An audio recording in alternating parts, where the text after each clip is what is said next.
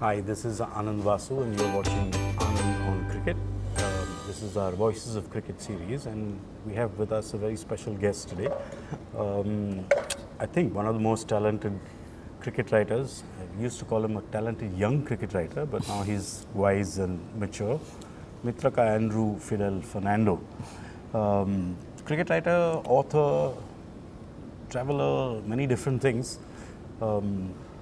Let's start with how you feel about being called a cricket writer. I mean, that's what I've done for most of my career, and I mean, still most of what takes up my time. So yeah, I absolutely, yeah, it is what it is. I like kind of writer, the more general writer these days, because I do a lot of other stuff. But yeah, cricket writing's a part of who I am. So if you hadn't been a cricket writer, what would you have been? If you could be anything and not a cricket writer, what would you have been? A trust fund kid? I don't know. That's a good question. I'm not sure. I think I realized, when I got into cricket writing, I thought I loved it because I loved cricket, and that's why it was my dream job. But I think I realized fairly early on that I love it because I love writing. So I think somehow I've managed to find my way into this career, stumble into this career. But I can't really at this point imagine being anything other than maybe I would have loved to be like a marine biologist, something fun, like something involved being outside. Definitely not like an office job person. It's not for me. Or corporate world person. Those are definitely out. So something that was a little bit out of the ordinary.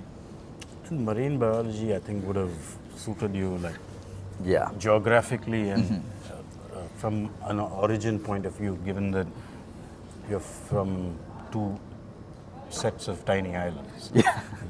Yeah. A lot of your life in New Zealand. Yeah. From Sri Lanka, obviously, and back to Sri Lanka. Yes. Yeah. How's that been straddling those two different worlds? Because they're very, very different experiences. Yeah, I mean, different but also similar. I think both places are, obviously New Zealand's about as relaxed and chilled out a place as you can find anywhere in the world. And I was there from age 10 to about 23. Went to university and high school there. But the Sri Lanka is similar in the sense that, both sets of people like to laugh at themselves. Self-deprecating humor comes very easily to both sets of people, and they kind of have a general kind of sense of, I think, generosity and there's a welcomingness to both places that I find. So it's easy to go between the two worlds because of those reasons. Otherwise, I mean, Sri Lanka is much more complicated and has much more difficult history than New Zealand to deal with.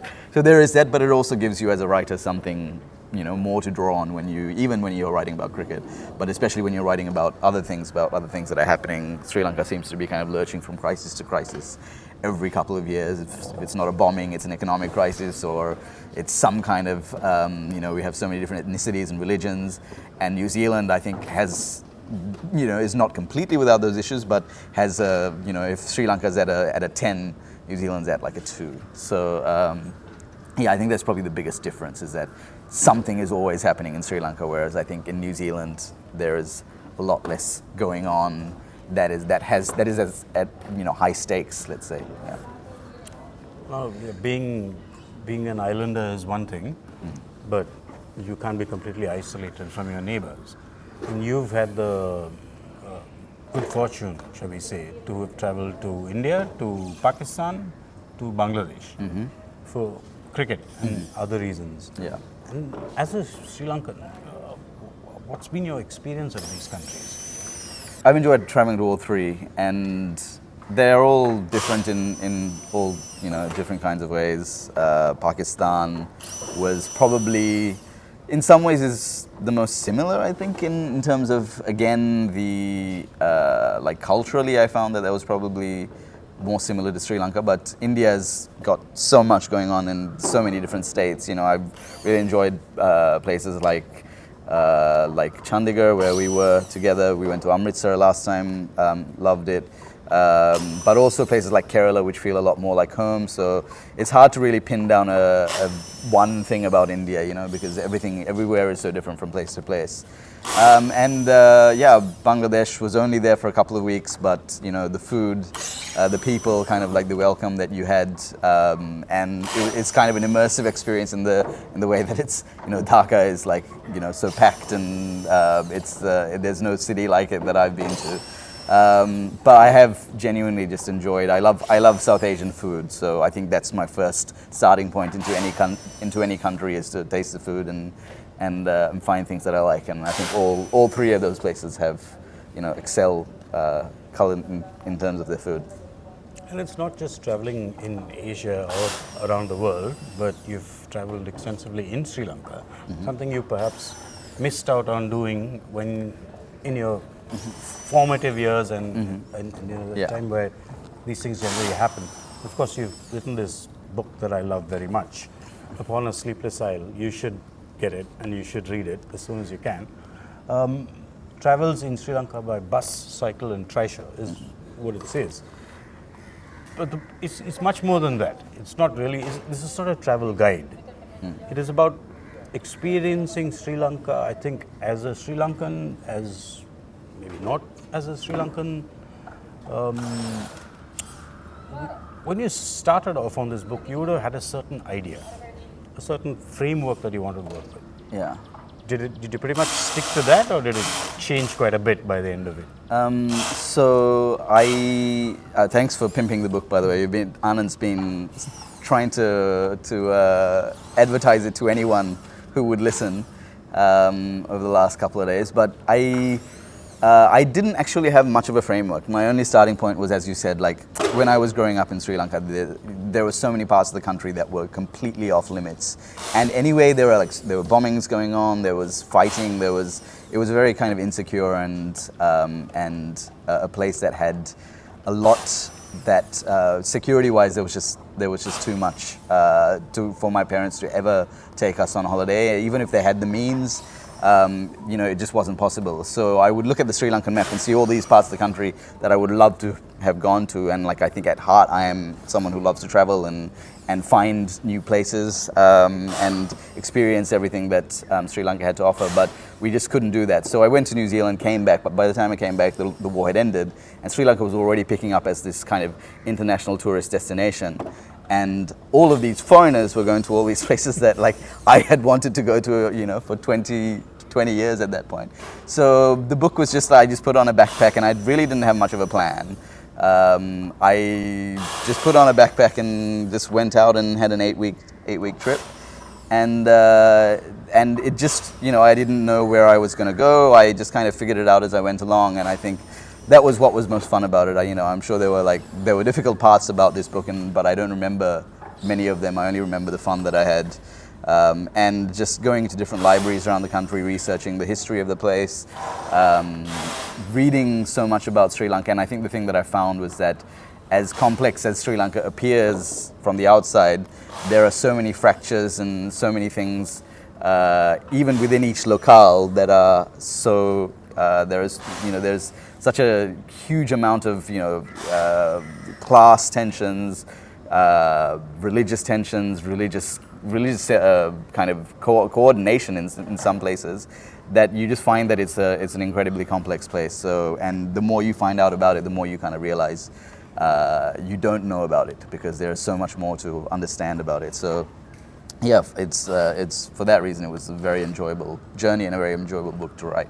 We're talking so much about moving countries, moving across the world. We've of course moved to a new table, a new location to continue this. But there's one thing that I found very interesting in your book. Well, there are many things, but one thing specifically which resonated with me is that there are certain names of places which we heard only on the news. I've been coming to Sri Lanka for about 20 years now, off and on for cricket and occasionally for holidays. But there's parts of the north and the east which we never went to, there's just no access to. And all the cricket happens Colombo, Kandy, Gaul, yeah. Dambulla, and then Hambantota, which I quite enjoy. Yeah. But aside from that, we never went anywhere else. So, when those places which were just names on a television screen actually came to life to you when you went there, what did that feel like for you? I mean, it was part of what I had to do was try and forget everything I had ever heard about the place. Because particularly in the north, when you hear about something just on the news and just as kind of like a war-torn place, you have a very specific idea about it, and you have no real relationship with the place apart from what people have told you. And a lot of what happens during a war is propaganda. Obviously, you have the government. You don't really get the truth. What you get is the government's version of the truth, especially if you lived in the south, which is where I lived.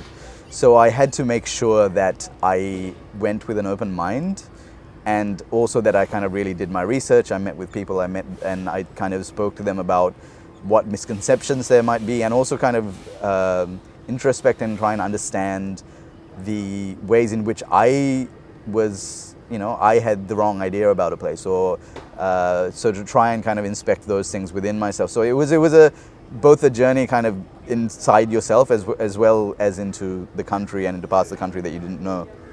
You find out like things about the north, like for example, that Mannar and Jaffna are about as different as two places could be, and they're both part of the north, both less than 100 kilometers away from each other, but have so many different. The people in Mannar are about as chilled out. People in Jaffna are a little bit more kind of go-getters, I would say. So there's all sorts of things that you discover that you were not aware of and that surprise you, and I think that was so much part of the fun as well. You go to a place like Elephant Pass, which is probably the most warred over piece of land. The essentially it's basically just a causeway that connects the Jaffna Peninsula to the rest of the island, and you go there and it's absolutely beautiful.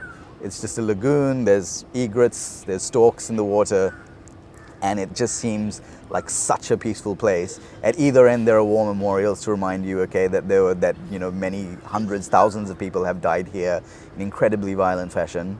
But that was one thing that blew me away, just to go to Elephant Pass and see how stunning it was. Like in a sunset, there's probably very few places in Sri Lanka as beautiful as that, and yet as kind of that have as turbulent and bloody a history. So other places as well. In the east, I went to a mosque in Kartankudi that had been shot up by the LTTE. Hundreds of people died in one evening. And you go there now, and you discover new things about their place, how their community healed, how their community kind of like picked itself back up together after such a traumatic and cataclysmic thing. All of these were just incredibly eye-opening conversations, and I guess I had to make sure that my preconceived ideas did not get in the way of the truth of what was going on. I think that's where my journalistic kind of training kicked in, to try and tell as close to the truth and try and see it from as many angles as possible, and before coming to a conclusion, rather than bringing my own spin to it. Okay, so this is part of a series called Voices of Cricket. So at some stage I must ask you something about cricket also. Mm-hmm. Otherwise, the 7 people that watch this video might close it before we even get started. Sri Lanka and India share very close ties when it comes to cricket, especially Tamil Nadu in India, where I grew up in Madras. Of course, there was the Gopalan Trophy. So even before Sri Lanka started playing Test cricket officially, there were enough exchanges between the two countries. We grew up hearing, stories about Sadasivan Mahadevan, Roy Dias, Tulip Mendes. Didn't watch, obviously, much of any of these cricketers, but we did see, people like Arjuna Ranatunga, Aravinda De Silva. Did you have a particular favorite that you liked to watch when you were growing up as a kid? Oh yeah, absolutely. Yeah, Murali was he was kind of my way into cricket almost, because I remember in the 90s, adults around me would always have very stressful conversations, very animated conversations about politics and the war, because of what was going on around us. And the first time I saw anybody get that worked up about something about cricket was when Murali was no-balled. I remember my father kind of almost, not shouting at the TV, he's not a shouter, but he's being quite annoyed by what was happening, with Daryl Hare no-balling Murali at the MCG. So that was, from then on, I think Murali became, because he was Tamil as well and I was half Tamil and I was kind of becoming aware of this at the time, I think, and also I was just, very taken in by the way he played cricket, the actual mechanics of what he was doing on the field. And he definitely became my favorite player and the player I would watch matches for. Obviously there was the fun of the World Cup and Sanat Jayasuriya and Aravinda De Silva, who were all part of this package, but I used to remember, in the late 90s, watching cricket for Murali and just kind of willing him to do well. Interesting that you choose Murali as one of, interesting that Murali was part of this, because, he's been, apart from being one of the greatest cricketers ever, statistically and all of that, apart from his backstory of getting no-balled, being called various different names, he never quite let his Tamil identity get taken over by politicians, or because this happens in our part of the world. Yeah. Whether it's India, Pakistan, Sri Lanka, Bangladesh, when someone's successful and comes from a certain identity or community, he's very quickly appropriated. Yeah. Murali was always Sri Lankan first. Yeah. He never, Yeah. he was not Tamil and then Sri Lankan. Yeah. He was Sri Lankan. Yeah. It can't have been easy for him to have done that, being who he is. Yeah, I think he's also a very particular kind of Tamil. Like there are several Tamil communities in the island, but the two main ones are northern and eastern Tamils, and then there's the hill country Tamils, who are much more recent arrivals on the island. And so the war largely was kind of the separatist. The LTT were driven by mainly northern and eastern Tamils, and not by Murali's own particular Tamil community. So there was, I guess, he did walk a line, and I think the thing about Murali was that he was generally pretty honest about what he was, and there was a design not to get drawn into, particularly while he was playing, and the early parts of his career, a desire not to get drawn into the politics. And so he kind of became this figure, which I think you're right, that people tried to appropriate him for their own ends, and then he kind of became an unwitting and unwilling mascot for various Tamil causes, or various political causes. So lots of southern Sinhalese would point to Arjuna backing up Murali over the whole chucking debacle, and say, look, this is the way that Sinhalese treat Tamils, there's no issues here. Murali himself never said that, but he was voracious in his appreciation for Arjuna specifically, but he also never shied away from his Tamilness. Like he would speak in Tamil frequently in the media, and he would be honest about what happened to his family, which was, they were victims of pogroms in the 70s and the 80s. His father's biscuit factory in Kandy was burned down in one of those. So he never shied away from his Tamilness, and he never allowed himself to become the kind of.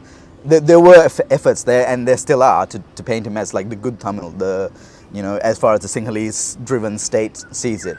But he never quite fell into that. Lately, I think he's had more political misadventures, and I'm much more critical of his current politics in the last few years. And there's been kind of a breaking of his relationship with the North and East has become a little bit more tense.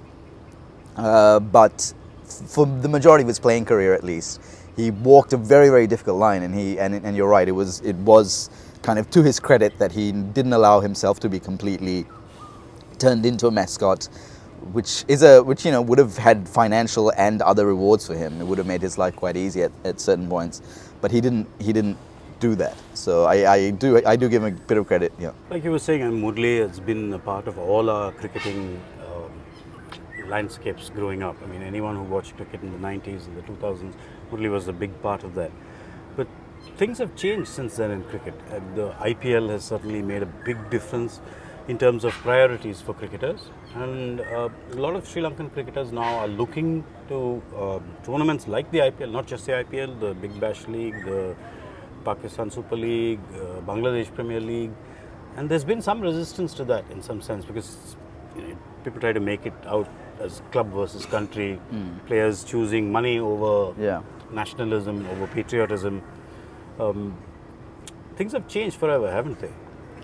Yeah, absolutely. I think to some extent it is true. I think, but particularly for the current crop of Sri Lankan players, they probably take their performances against the India team as almost like auditions for IPL gigs, and that is obviously where everyone wants to end up, and even performing for the national team as auditions for any other league that may be interested in them. And it's changed the way that everybody plays cricket and comes into the system. So someone like Muttiah Muralitharan, IPL obviously played a role in his being elevated to the national team. And in just merely the way that he formulated his action and even kind of at a much younger age, how he became a cricketer in the first place is down to kind of Malinga's exploits in the IPL and him wanting to follow some of that. And then, of course, Malinga coached him at a certain point, taught him how to bowl the slow ball a little bit better. So this is all part of the ecosystem now, and the IPL is ingrained into Sri Lankan cricket. Perhaps less than some other places, but still very much, it is something, an ideal that Sri Lankan cricketers look towards. Mahesh Theekshana is another one.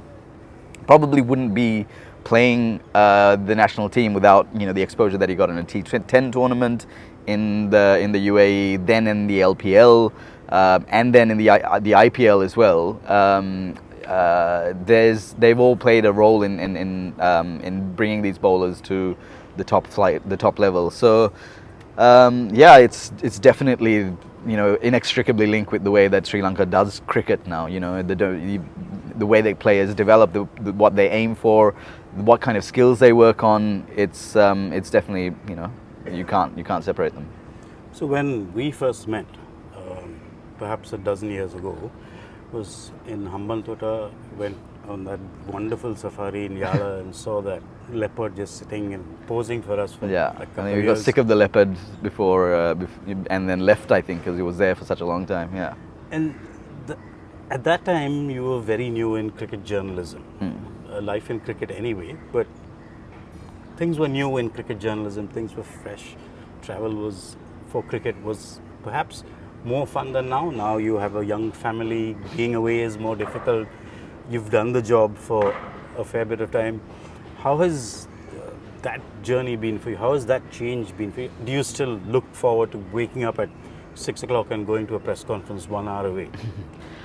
Press conferences are not the thing that gets me out of bed. No, but I think I still love the act of relaying what happens on the field to an audience, to a reader. I think that love is not waned. And then there's still, I think with any job you do become, there's kind of a newness that disappears after a while. But I have tried to find ways to keep it fresh, either by changing up my style, changing what I'm doing a little bit more video work now, which I hadn't done before in cricket, doing a bit more, trying to bring some humor into it, which after it started feeling a little bit stale to me, so I tried to reinvent that part of my writing. So yeah, I think it's just you just have to keep finding reasons to go back. I think definitely the big moments in cricket will always grip me. I mean, I'm a cricket fan through and through, and when there's something really interesting happening on the field, particularly in Test cricket, but also in other forms, I will always be excited by that. And there are lots of less than kind of 10 out of 10 days, as there are in any job, but I think at the end of the day, would I rather be doing another job, a desk job of 9 to 5? Absolutely not. There's just not a chance that I would trade this for that. So still find myself very fortunate to be still doing this 12 years later. Well, thank you very much for having this chat with us. I'm going to say this once again. Pick this book up. Upon A Sleepless Isle. I've read it 3 or 4 times, cover to cover myself, and you'll find new things, you'll find fresh things, you'll look at Sri Lanka in a very different way once you read this book. I've been here a fair few times, and I knew perhaps 10% of what was in this book before I read it. And when I first met Mithraka all those years ago, one of the things that I said was that when I grew up, I hope to write like him, because I'm a huge fan of his writing, not just his cricket writing, but there's so much more that he brings to the table than just that. I hope you enjoyed listening to him. I hope you got a bit of insight onto what cricket journalism in Sri Lanka is like, what cricket in Sri Lanka is like, and what Sri Lanka itself is like. I think in many ways, Mithraka is a representation of Sri Lanka in that he laughs at himself, he's excellent at what he does, he's kind, he's generous. There's really not much more you can say about a country than that, and I hope you all have the chance to visit Sri Lanka at some point and enjoy not just their hospitality but their generosity. Thank you very much for watching. Thanks so much for having me. Thanks.